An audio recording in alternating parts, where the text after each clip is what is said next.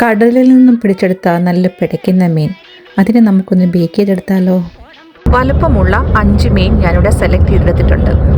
ഇനി നമുക്കൊരു മസാലക്കൂട്ട് തയ്യാറാക്കാം. അതിന് വേണ്ടിയിട്ട് കുറച്ച് കാശ്മീരി ചില്ലി പൗഡർ, മഞ്ഞൾപ്പൊടി, കുരുമുളക് പൊടി, ആവശ്യത്തിന് ഉപ്പ്, ജിഞ്ചർ ഗാർലിക് പേസ്റ്റ്, പിന്നെ കുറച്ച് എണ്ണ, കുറച്ച് നാരങ്ങാനീര്, ഇവയെല്ലാം കൂടെ ചേർത്ത് നന്നായിട്ട് മിക്സ് ചെയ്തു. കഴുകി വൃത്തിയാക്കി വെച്ചിരിക്കുന്ന മീനിലേക്ക് മസാലക്കൂട്ട് നന്നായിട്ട് തേച്ച് പിടിപ്പിച്ചു. മാറിനേറ്റ് ചെയ്ത മീൻ അരമണിക്കൂർ ഫ്രിഡ്ജിൽ വെച്ചതിന് ശേഷം എടുത്തിട്ടുണ്ട്.